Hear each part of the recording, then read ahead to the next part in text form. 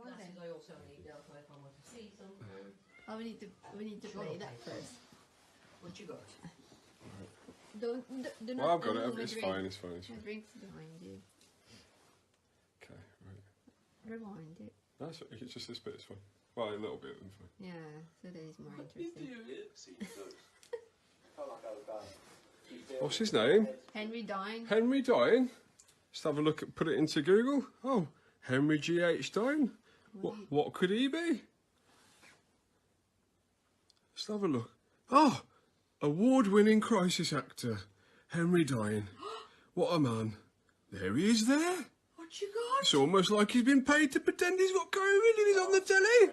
Well, shiver me timbers. Are you having the bag on me? No, not at all.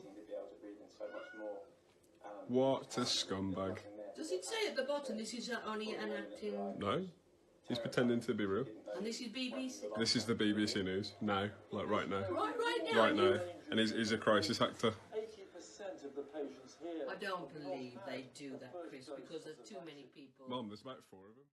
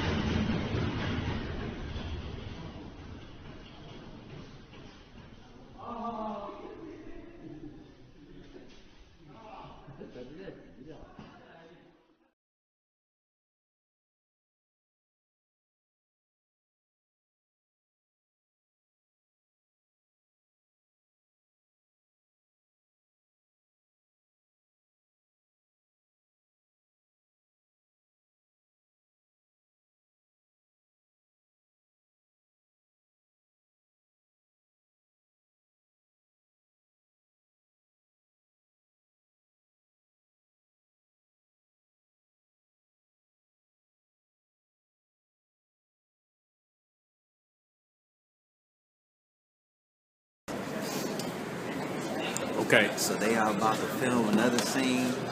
It's probably gonna be shooting and stuff. Oh, sorry. Okay. Flash is off. Thanks. They're about to do another scene. Alright guys, let's go again. Let's go weapons on. Here we go. It's ready. live. Quiet on the set. Quiet on the mother.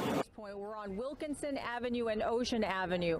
Give you a perspective of where we are. We're about a block away from where the shooting was going on.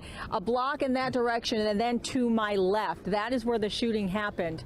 When we first arrived, which was about 25 minutes ago, it literally sounded like a war zone. It was, to be quite honest, it was frightening to be driving into this area. And as we were driving, we saw police vehicles, unmarked vehicles, flashing lights, sirens going. It was just surreal, to be quite honest, almost like a scene out of a movie. Just surreal, to be quite honest, almost like a scene out of a movie. It's surreal, to be quite honest, almost like a scene out of a movie. When we first arrived.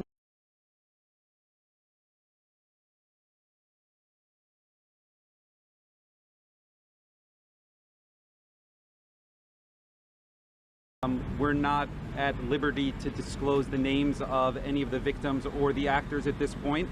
We're not at liberty to disclose the names of any of the victims or the actors at this point. We're not at liberty to disclose the names of any of the victims or the actors at this point. That's New Jersey law on how the investigation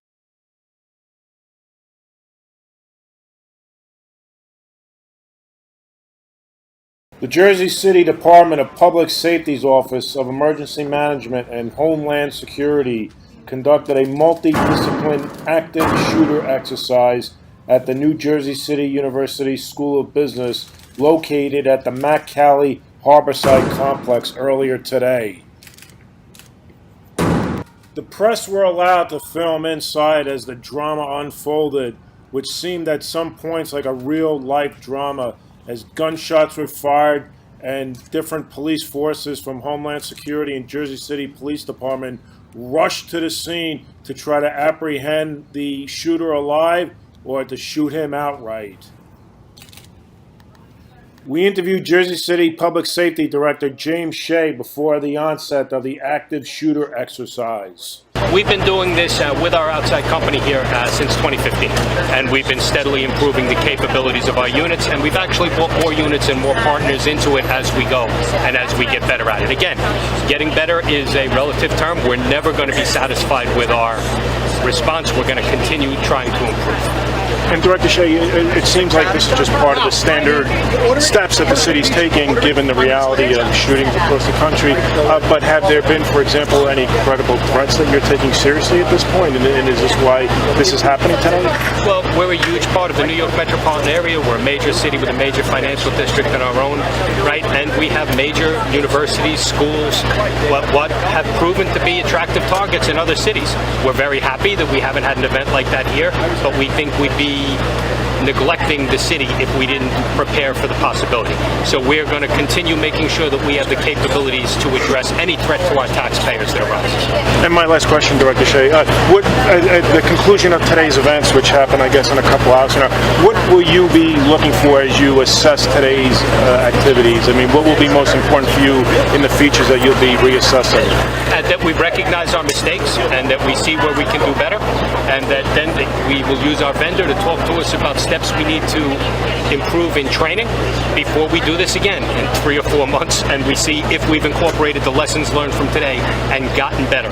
And again, it's all about making sure that when we respond, we're doing the best we can, both for our officers and our first responders and for our citizens that are depending on us. At the conclusion of today's active shooter exercise, we interviewed the vendor, Tomahawk Strategic Solutions President Michael Biller, to find out how well the city is prepared. Their response time was phenomenal. I'm very impressed with all the multiple responding authorities that participated and how they conducted themselves and how they progressed.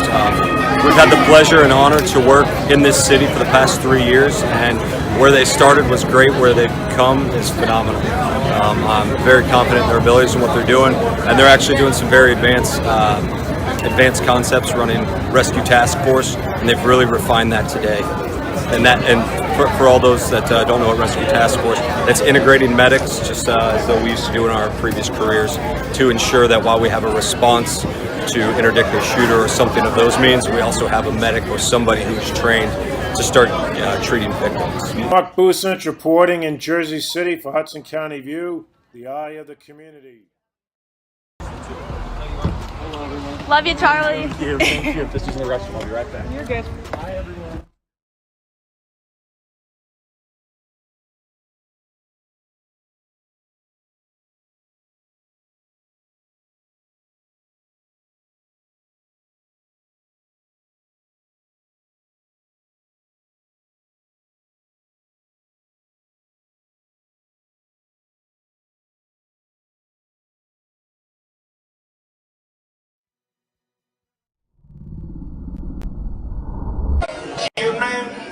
You know how many mass shooters there have been in America over the last 10 years?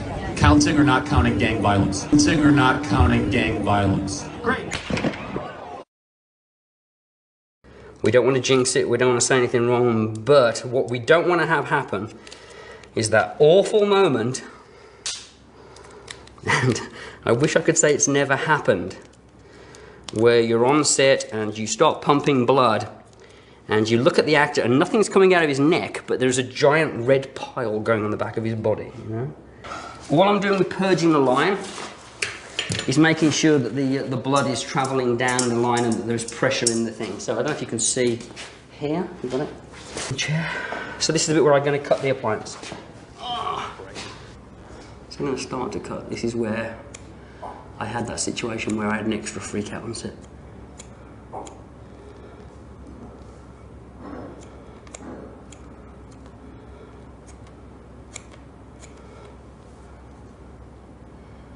This is always I think, a very nerve-wracking piece, because you don't exactly know for sure that you are in the right place, and also, you know, you are using a pair of live scissors on next to an actor, and the whole crew are watching sometimes, and you're a little bit nervous. I just get you to turn a little bit towards the mic. There you go.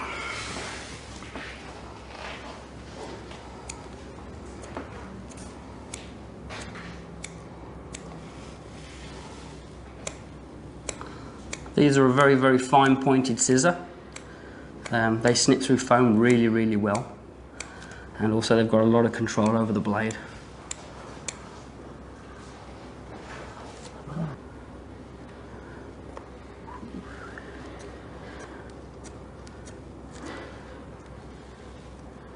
There we go. It's a little bit lower than I wanted to be, but that's actually not a bad thing. Regarding the pale colour of the foam on the inside, some people like to paint that red. I don't. Your flesh is naturally white inside. I'll bring you back to this position. And I kind of like the white because it's going to go red very, very quickly. And I like that. I really do. I like this. Now, Mike, if you drop your head down, just relax. See, it's almost like I can finger the wound back in. It's almost like it's undetectable. 3, 2, 1. Creating this hit took an air pressurizer, a gnarly prosthetic, and a special blood formula. Making actors project, gush, and burst out blood on camera isn't just about gore.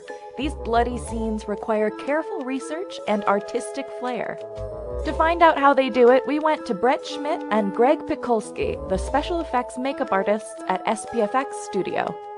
They've created graphic injuries for mob dramas like The Irishman, medical shows like New Amsterdam, and action movies like Sicario: Day of the Soldado.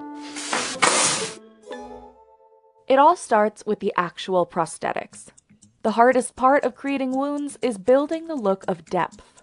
Prosthetic makeup is an additive process, so you can only add, you can't take away. But when you look at a wound, you're supposed to be looking into the body. The prosthetic needs to be thick enough to create that effect. But it also has to work into the rest of the person's body. And that's why a lot of times for effects that have, lacerations or even bullet holes, you'll actually have a prosthetic that is an entire torso. Just to create the effect of this small bullet wound in Sicario: Day of the Soldado, Brett and Greg had to sculpt a prosthetic that covered most of the actor's shoulder. For this laceration prosthetic from New Amsterdam, they were able to build up a thickness that subtly ramps up toward the laceration. Because this scene required a lot of blood, the prosthetic also had to be thick enough to hide a medium-sized vinyl tube. For smaller wounds, Brett and Greg might use one of these tiny tubes. These can be hidden in actors' hair or even a pair of glasses like they did in this scene from Sicario: Day of the Soldado. To hide the larger tubes, however, they had to sculpt a special channel in the prosthetic. You don't want to put a tube in, that creates a bulge or anything like that. That'll give away the effect. On set, they hid the rest of the tube underneath and behind the actress. How the blood comes out of the tube depends on what you use to power it. In this scene, a piece of shrapnel has hit a patient's artery. To create the kind of spray that results from an artery rupture, the blood has to be released at a high pressure out of a centralized location, like you see in this test run with water. They get that effect using this little device. This is a tiny little garden sprayer that's usually used for spraying various chemicals on your flowers or whatnot. After they prime the line with some pre-existing blood, they let out the blood in a pulsing motion to emulate real arterial bleeding. 3, 2, 1.